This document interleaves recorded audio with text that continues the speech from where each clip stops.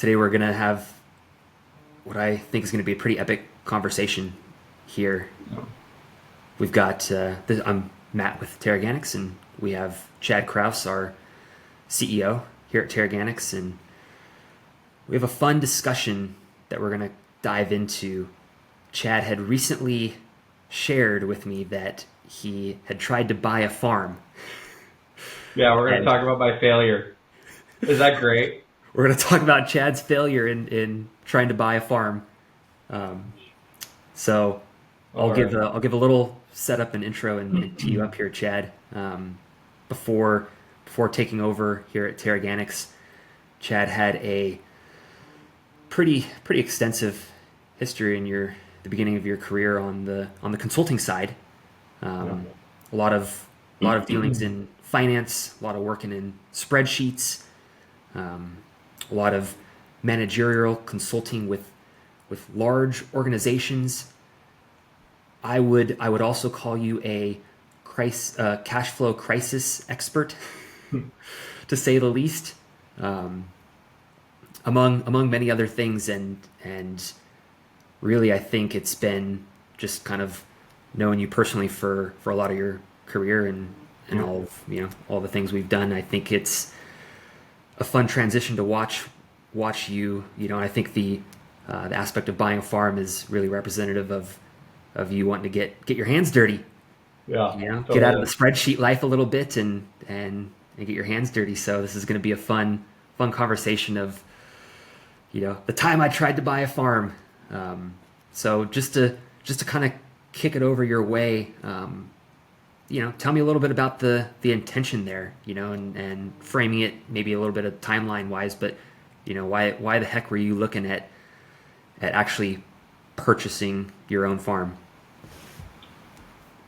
It was when we just got a little bit down the road in touch with our Brazilian counterpart, Sid, who, shout out. I mean, I owe so much of my agricultural knowledge and just knowledge with our EM technology to that man and Gustavo. And he's in Brazil and just so much farther down the road than we are. And so we get to glean a lot from his hard-earned lessons. But after that, Sid shared with us and gave us the real roadmap of here's what we actually do and drive value in agriculture. And the biggest thing, the real starter protocol is EmNitro, that fertilizer reduction protocol. And as Matt said, I'm a finance guy by training and operations, but I'm like, we're adding 5 to 8 percentage points to the bottom line of a farm. In our experience, that's doubling or even pushing some farms into profitability. There's an investment thesis in this, and I set out before TeraGanix. My goal was to buy 8 companies, something like that, arbitrary number, 5, 8, whatever, and roll them up, put management in place. And when we fell into TeraGanix, the reality of not being a consultant but really running your own company sets in, and it's a lot.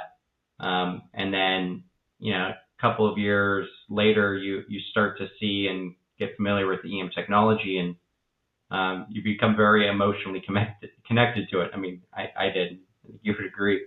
And so, we started the EmNitro fertilizer reduction and tried to help farmers with that protocol. And, buying companies is something I'm good at. I'm really just that. And we have a lever to impact the financials on them to help with the underwriting. And it seemed like a really natural progression based on the skill sets. And so what we set out to do. And our bread and butter is ground crops. I'm from Central California, so my family's in stone fruit and citrus, some almonds and some things like that, mostly orchards, apples.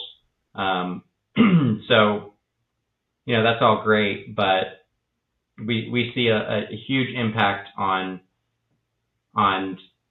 land that is less expensive per unit of yield, whereas Fresno land is very expensive and high yielding, and the input costs aren't as big as a percentage of revenue. So that's the long roundabout answer, but we decided we could drive real financial impact, and that we had an underwriting thesis for it. So were you looking at specifically buying a corn farm?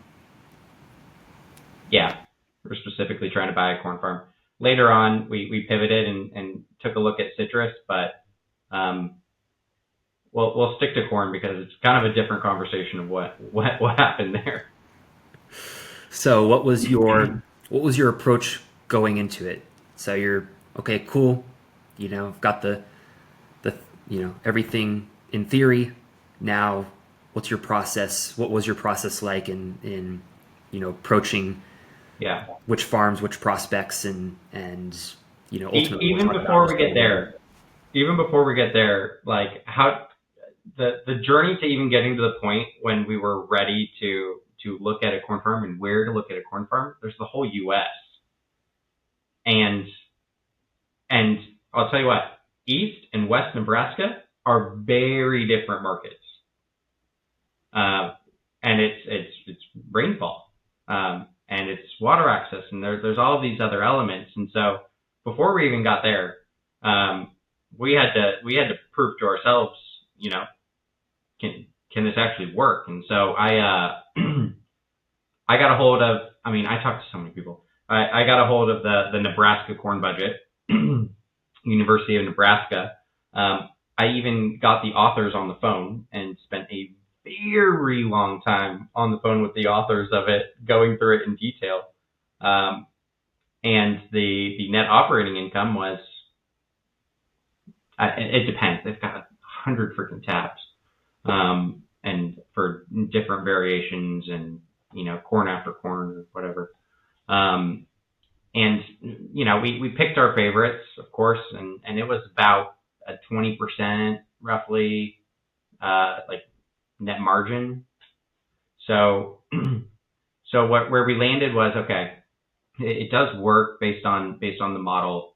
Farms are really profitable, and we think we can make it more profitable, which is the ideal state, not profitable to profitable. That's harder.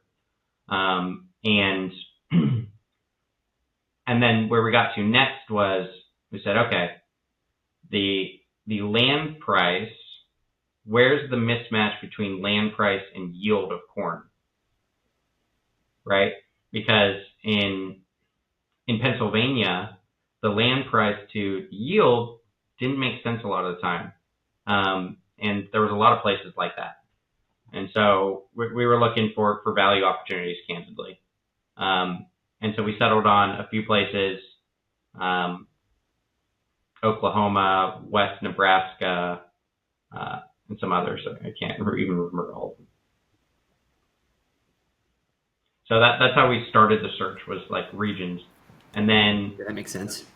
And, in the Central Valley, my family's pretty well connected. And so a lot of deals would come to us before they, even if a broker had it, they bring it to us first. Mostly my family members, candidly.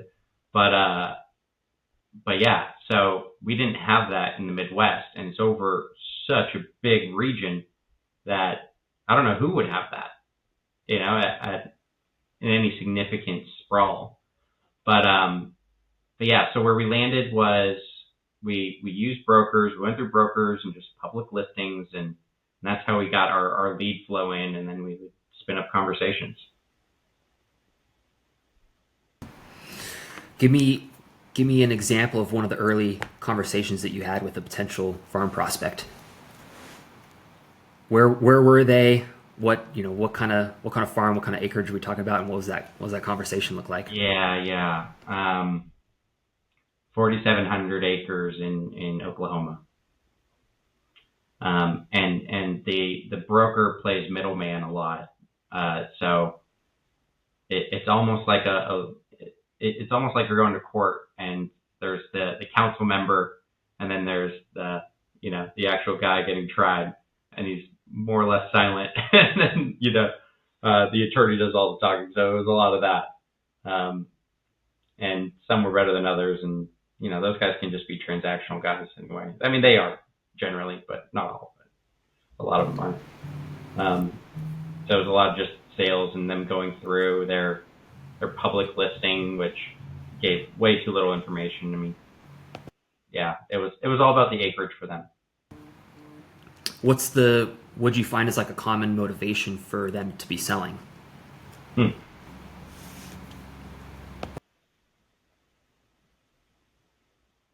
hard. We really didn't, there wasn't too many consistent patterns. I think this is going to be my speculation, right? This isn't me taking everybody's, what they said, analyzing it, but the value of the land versus the value of the operations wasn't worth it to keep farming rather than sell.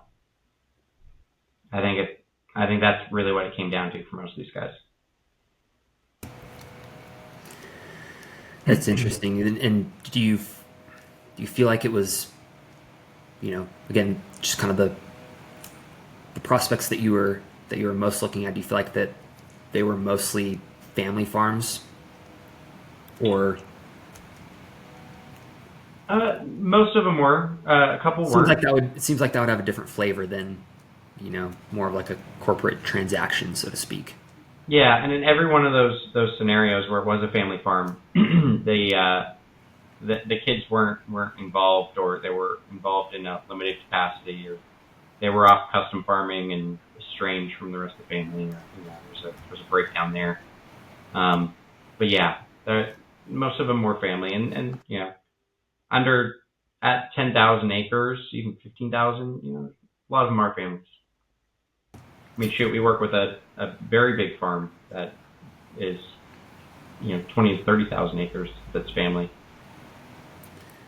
Were there any farms that were really close to like a go decision? Like, was there anything that was so close on the line where you were, like what was the farm or the potential deal that was closest to happening for you? Yeah, it was in Oklahoma.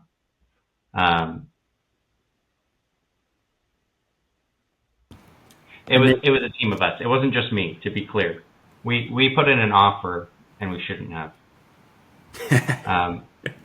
But we put in an offer that we thought we could theoretically make work, because everybody on the team at the time, but myself included, right? Like we don't like to put an offer in front of somebody that we don't even think we could perform on. That's not good for anybody. And it's bad on our reputation, right? And so some of us thought that we should, and I did not think that we should. They were losing money. And what made the deal not happen? Well, I went out and I spent 5 days with the owner, and we went through everything, and smart people, but yeah, he had a little bit of the case of metal disease. So there were so many just abandoned cars like everywhere. It was so untidy. It was insane to me. But ultimately, what made the deal not happen is that the economics just didn't back out. They just didn't back out. Even getting solid data is near impossible in this world. And I know that's not true for all firms. I know that for a fact. My uncle is, my whole background is in finance, and I think he's got better financial controls than I do. But for quite a few of the guys that we met, that was the case. And yeah, I mean, they just they weren't profitable. And I think if I can get into like why, right? Like what it came down to is a lot of it was like the biggest and easiest thing is just the whole land, the whole separation of land versus, or operation versus real estate and land. some of the members on that team that was trying to do that, they were big real estate people, and they were thinking of it as a real estate play, which is ultimately why we put in that offer. My whole background's in thinking of the portfolio company, not at the private equity level, which is great, but like I want that business to succeed. Because if that business doesn't succeed, then your freaking fund doesn't succeed. And so what are you doing in business? What are you doing making financial decisions for that portfolio company? Is how I feel. It's part of why I left. There's just massive disconnect. And so anyway, the problem was you assign a per acre value to all of this land, the whole pool.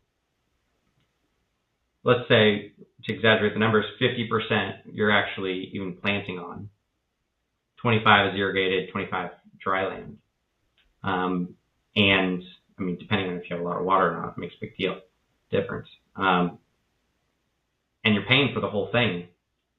So as buying a business, but for that farm, I'm not buying that property.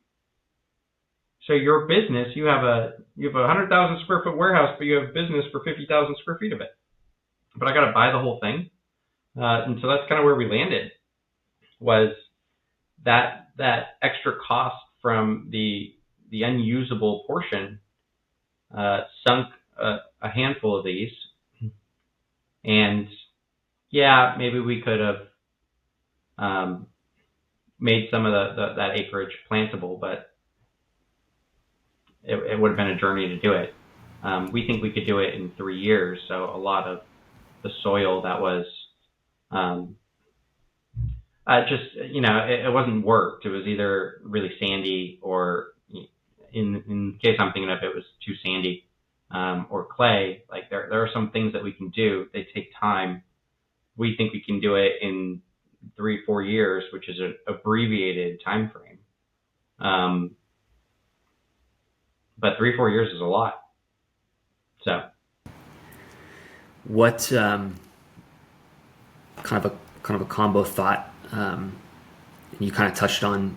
I was just kind of curious, like what specific like operational challenges did you see with that farm? And really, I guess really what I would be interested in hearing you talk about is, if you did buy that farm, if the deal went through, what, based on those operational challenges, like what would you have done? What actions would you have taken? Like what would that roadmap and game plan have looked like had you bought that farm and,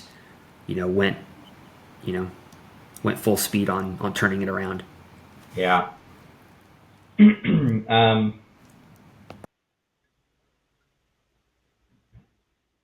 Our playbook is not going to be anything to anybody, but like fermented manure, so soil bioactivator, we call it in-house, and adding microbial life and carbon to it in an accelerated time frame.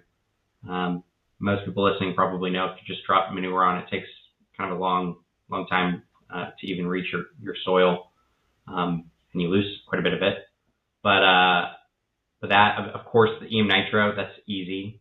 Foliar feeding nutrients, amino acids.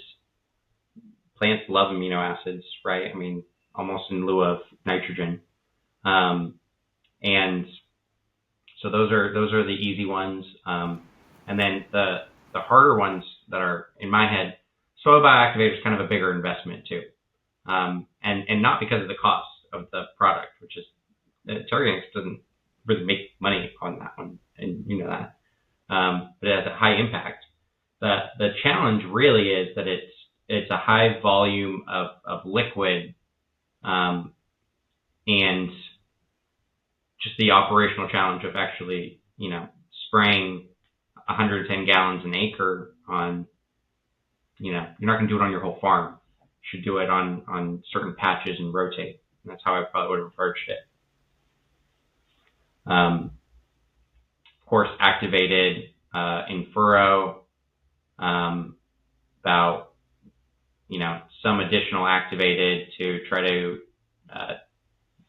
tamper down some of disease and pests just by, healthier plant, healthier soil, fewer excess nutrients, more micronutrient or it's escaping me, minerals in the plant really helps. And there's a couple other things I can't think of off the top of my head. Yeah, so you're alluding to, we would have come in, done some efforts to make the 50% non-usable land usable over a period of time.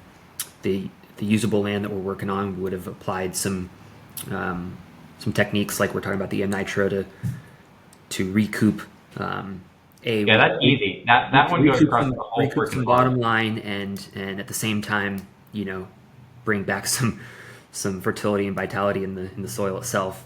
And disease and drought tolerance. So I'm gonna take that question back. I'm doing a do-over. In that area that I'm thinking of, it just they didn't have a lot of rain, and the microbes in there make a huge difference to drought tolerance. From Central Valley, there's a billboard on every freeway, every 5-10 minutes. And so we get quite a bit about that, down with the Delta smell, right? But so I would have tried to restore, I would have restored the microbial balance and added microbial life to it, in organic matter. It needed organic matter, it needed that. Cover crops are easy one, that's Regen Ag 101. The EmNitro is what funds those investments. So that's kind of an important distinction too. In my head, that's how I approach it. So EmNitro goes across the whole dang thing. A lot of people don't do EmNitro on soy. I would have even tapped in a little bit on soy. And then as for restoring those unusable acres, it fell apart because a lot of those were never going to be planted. They just weren't, for rocks, for just the geography in that case. What other things did you see potentially as areas of opportunity that would have tapped into, again, like your background, were there other outside of actual farming operations, but more business operations that you would have been able to tap into, and I don't know, I'm just throwing things out there, but stuff related to their crop insurance, or stuff related to how they were managing cash flow, or stuff related to how they were financing equipment or getting loans and dealing with their debt. Was there anything kind of in that area of your world and expertise that you were like, oh man, here's some areas where we pull on these levers and man, this picture looks a lot more pretty? Yeah, definitely. And my 4 pillars that I'm very fond of. Everything falls into those 4 buckets for me. For everybody, that is the 4 pillars of business. We've got our revenues, expense, our risk, and our cash management. So I'll tee you up with that. Yeah. Those to me, it impacts all of them. But yes, so I'll start. I'll go one at a time if I may. So one thing I love about EmNitro that nobody thinks about as a side benefit, very few people do until they see it, is if you have 10 inches of rain, 9 inches of rain, and you're growing corn, you're going to have a hard time having a crop, right? And weather's weather, right? And if you lose that crop and you have crop insurance and you get paid out, and you just spent $100 less an acre on your nitrogen, that goes in your back pocket. Not only that, but you would still have some of those microorganisms left that you would have bought even after saving $100 an acre. to then invest into your soil and increase its drought tolerance for next year. So those are, and that's risk to me. I mean, it's also expense. So it's got an expense impact, but it's a huge risk mitigation thing. So that's one way, and that actually got baked into our financial model too, right? Obviously, kind of mid case, low, high sort of thing. But that's one thing. And then crop insurance, right? Just getting on the phone with people. Farmers are doing this today, but being a little bit more creative and inquisitive and not being a know-it-all, right, is just incredibly valuable. So for not in Oklahoma, but in Nebraska, one insurance agent was explaining this cool little hack where if you planted 1 acre of organic, you would get some significant 15, 20, I forget what it was exactly, some significant discount across your whole farm's crop insurance, right? That makes a big difference. 2, plant one of them organic. Not only that, I mean, our product's organic, so we have ways to do it. We don't think of ourselves as organic, we're regenerative, but okay, right? That has ROI right there. Of course, financing equipment is another whole thing, right? I talked to, framing. I mean, framers are freaking brilliant. You guys are juggling so much, right? Like, how do you choose your equipment? So one person I was talking with is like, okay, well, we choose 2-year-old equipment and we roll it over every single year. So it's always 2-year-old equipment. And we've got to deal with, New Holland, John Deere, safety cab, and we're just constantly rolling it over 2 years. Okay. Push it 3 years. No, I want the nicest, best equipment. Screw that. So there's little things like that. I think they'd be intuitive to most people that are, on the ground actually working the land, but they were new to me at the time. And those are some tweaks. Obviously lines of credit and kind of the normal playbook. Let me think about what else. Silos are an interesting one. Like a grain silo. A lot of people are big believers in it and have made a lot of money in it. And it helps you time the market better. And that's a whole nother conversation, and just maybe where my experience would come in a bit, but the markets and the geography and how close you are to a distribution channel or where you can sell your grain. Maybe even having a pre-negotiated place to sell your grain, right? A lot of guys are doing that. And something that tracks a running average. So, okay, I'm going to take all of that. I'm going to make a short version. Don't make decisions on highs or lows. Make a decision off of weighting risk, and that adds enterprise value. So if you had a contract that takes, some a futures price of corn and last year's price of corn and, some factor, some formula, and you can smooth out the ups and downs.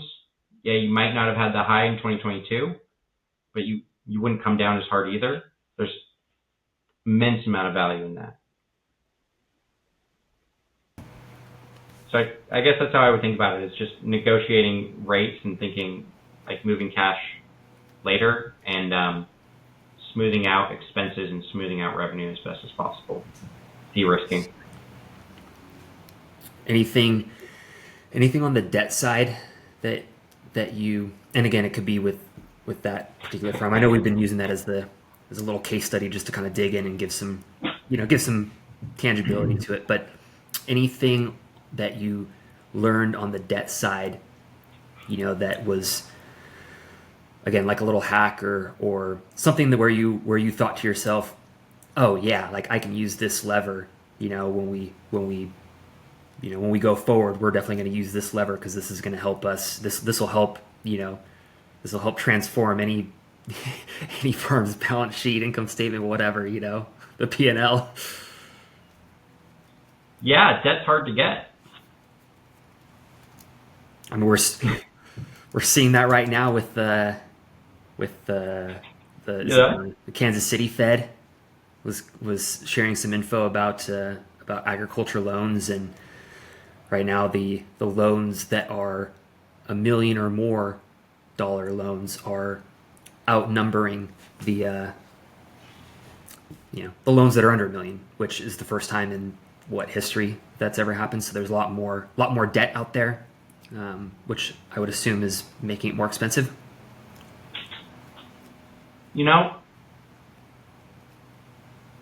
Somebody told me this. I may butcher it a little bit, but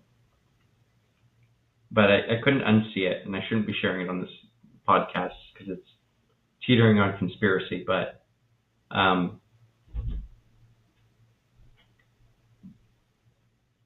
question: do banks want you to actually be current and pay your loan? Dude, the answer is no. I mean, yeah, maybe a borderline conspiracy, but the answer is no. The bank doesn't want you to pay back. Yeah, and I mean, you go back to real estate, that's something that I think a lot of people don't. I mean, a lot of people do, but a lot of people don't necessarily understand is, I mean, you even just get a mortgage on a house, and your first month's payment is 90x% going towards interest. You are effectively not building equity. You're not paying off your loan, so to speak. And then, come to find the loan company is more than happy to help you refinance at any point in time, because that just starts the clock all over again. And it's just so easy to look at things at that surface level and want to, I want to get the lowest interest rate possible and this and that, but it's like, just looking at that, it's like, man, you're not building any equity. The bank owns you. From a portfolio management perspective, there is a formula, there's a calculation for the optimal amount of debt, technically, on paper, right? So there is a place for debt. I believe in debt. I don't think there's so balance. I know we're talking about real estate here, but it just, are the prices going up to help farmers, or are they going up to refinance, or have you noticed debt and land is getting disproportionate from the underlying value of the operation? So that and I'm not beating any farmer up. I think that they are so underloved and underappreciated that I feel for them. But give me some of the empathy that you learned, coming from your background, saying, okay, coming into this semi green, so to speak. Yeah. And throughout the whole process, what are some of those some of those empathy moments that you had where, oh man, this is a lot harder than one would imagine, or things that the everyday farmer has to deal with that you might not think that they should be getting more love for. Everyday stuff I mean, they are full blown business owners in that they have to worry about debt, insurance, risk, all those things. And they're also generally considered the biggest gamblers. What do you plant this year? Trying to bet on a market. And yeah, you know what? Let me think of what the best example is of how they're unloved.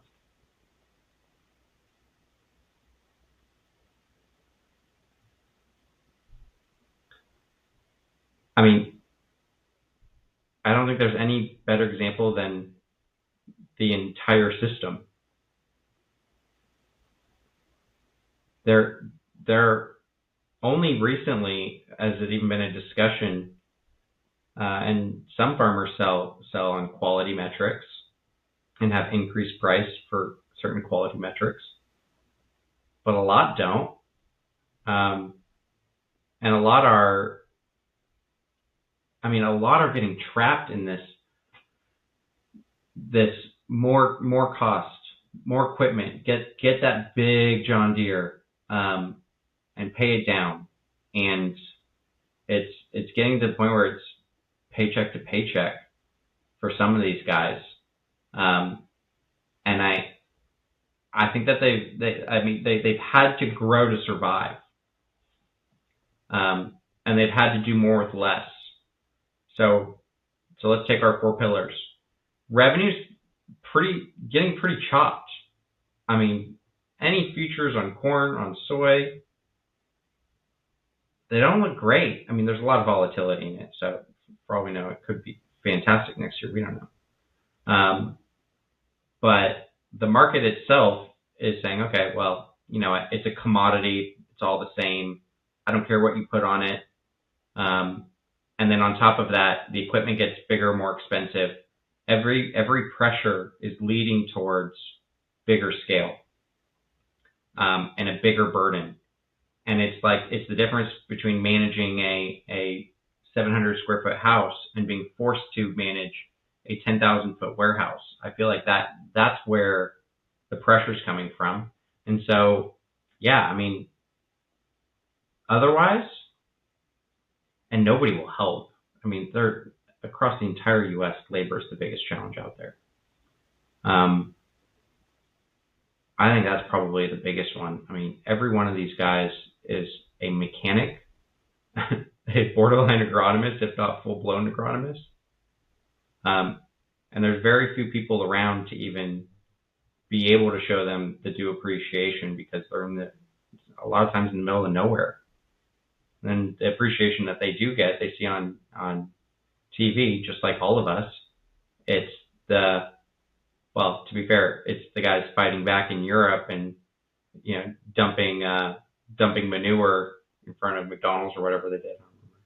But yeah, I guess it's not blatant disrespect, except for through the legislation. That is blatantly disrespectful. I'm specifically thinking of Fresno, California right now. But otherwise, there's just not a lot of appreciation shown, or any sort of emotion that's shown. I think is why that's a tough question for me to even think of an answer to. I think neglect. I think you gave some thoughts there. Yeah, took me a long time to get there. You shared how you feel. Huh? I said you shared how you feel. Okay, good. Maybe we kind of cruise into a close here. I want to get your thoughts on if you were restarting this process again today. Chad's going out. He's giving it a second go. He says, "Hey, let's go buy a farm." What does that process look like for you today compared to what it did before? Like, what are you thinking now as far as, to your point, attacking it from regions, would you still be thinking the same, what regions, what crop types, what size farm, and what kind of, I guess, tangibles and intangibles would you be looking for now if you were kicking this process off all over again? Okay. Am I running it, or am I hiring a manager to run it? Put your gloves on. You got to run it. Oh, if I have to run it. If I have to run it, I want 1 to 7,000 acres. I know it's a big spread, but I want 1 to 7,000 acres. I want to be in a niche community. The guys that I've seen that seem to be doing the best, they have a niche. It's not just corn or soy, and they have a portfolio approach to everything, so they're in balance. So ideally, it would be having a strategic need that you're fulfilling, and then the cash crop behind you to steady out the highs and lows. I know it's kind of a fluffy answer, but that's honestly what I think. And you'd have to have some, 1 or 2 acres of peach trees, right? For Don Yeah, May. I love peaches. Yeah. Not clings, the freestone. And we got to be done with the cling peaches. I'm tired of seeing those pieces of cardboard in the market. If you're a cling peach farmer, please God forgive me. It's a personal preference. Oh man. Yeah, I mean that was an epic convo. I learned a lot. Are we done? We could be done. You want to share anything else?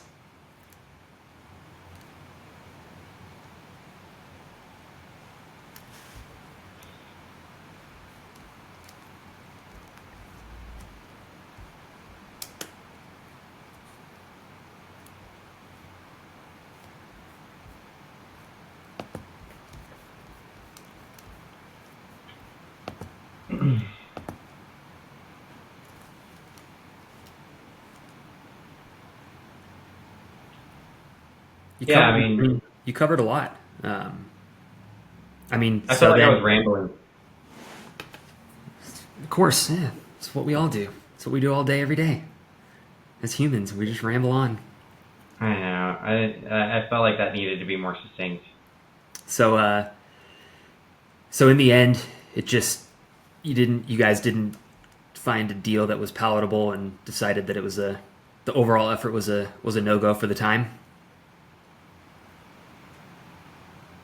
Dude, it wasn't a business. The guy was selling his land.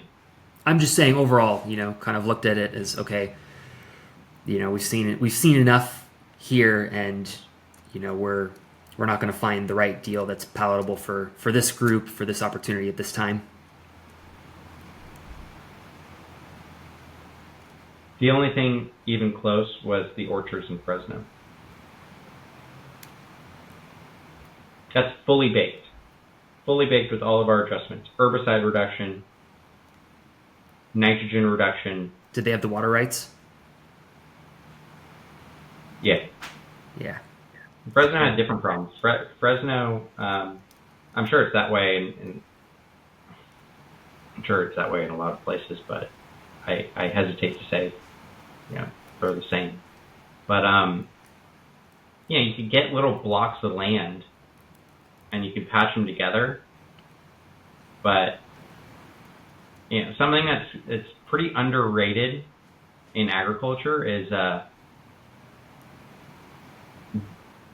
where you get your inputs from, like the logistics there. We talked about that the other day. And then where the heck do you sell your product to? I mean, shout out to my Uncle Lance. He's the man. I mean, I'm sure you've heard me saying this, but he's a farmer, and he's had really tough years in the farm that my mom also owned part of, right? And this is going to sound awful, and forgive me if this is, but at one point when I was growing up, my mom's like, you know what the farm's good for? She was also an attorney, my dad, right? No. It's like, you know what the farm's good for? It's good for a write-off.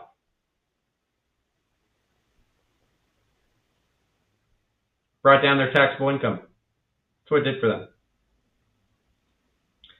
And then the train to nowhere that had to start in, was it Merced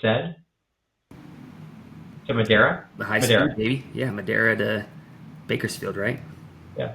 That clipped a little part of our land off too. Thanks for the love. You don't have an option to sell it. You sell it, whatever. And yeah, so buying little blocks, Fresno's a whole different thing, but buying little blocks is great. Where do you sell it to? Your citrus? What packing house? what I respect so much about my uncle, it's really, I would say, one of the biggest influences for me in TeraGanix, in my life in general, but in agriculture, is he is unbelievably and violently dedicated to the farmer's personal and financial health. And they've got their PCAs, their pesticide control advisors, and he'll challenge them at every corner if he has to. But he's a realistic and practical farmer, and he now helps run a packing house and takes a ton of pride in maximizing the farmer's actual return. And their winning is his winning. They like him. They want to do business with him, of course, and vice versa. And it's kind of just dawning on me now, but I'm realizing that that's actually our model. Have you noticed that? Every time we talk. Of course. That is literally, yeah. I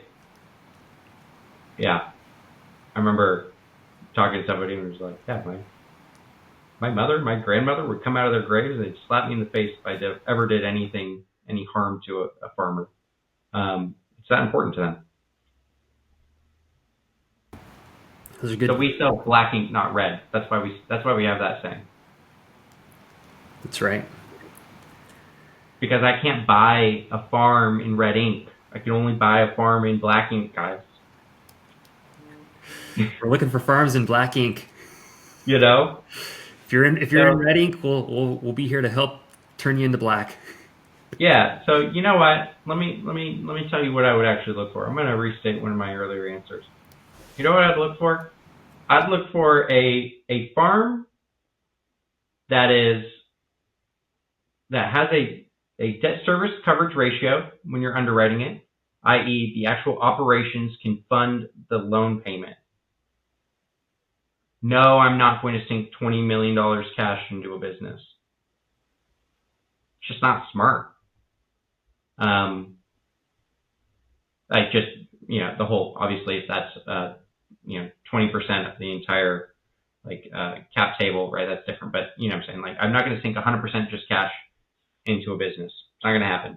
And so if your operations can't be slightly tweaked, very reasonably tweaked, to cover the debt service payment, the principal and interest, it's not going to freaking happen. And so it's a balance between farms being more profitable. I think value being assigned to quality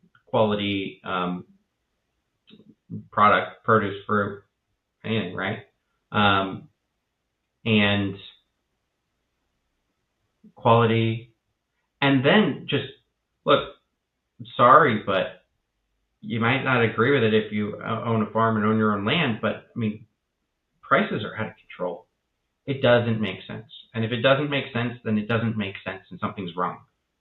And that's great that you see your neighbor, whoever's farm went for X, and you're pegging it to that. What does that do to society when that buyer buys a farm that's cash flow negative and has a huge debt? What does that do? How does that help?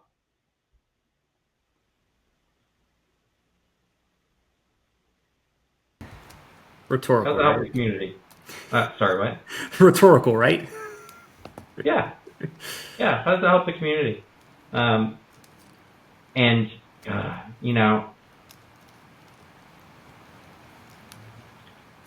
Private equity, when they get outside of their everything's a bell curve, right? There are some great private equity people. Brilliant, fantastic. And then there's a big chunk that really aren't that great. And I work, in and around that world. And they've got their little spreadsheets, just like I used to be really good with my little spreadsheets. And you plot out the University of Nebraska corn budget. And you say, oh, it's going to be 20% ROI, and we're going to get it there, right? And you say, oh, we're going to recover this land. And, the actual farmer on the ground looks at you and says something sassy, but just shakes his head like, city slicker kind of crap.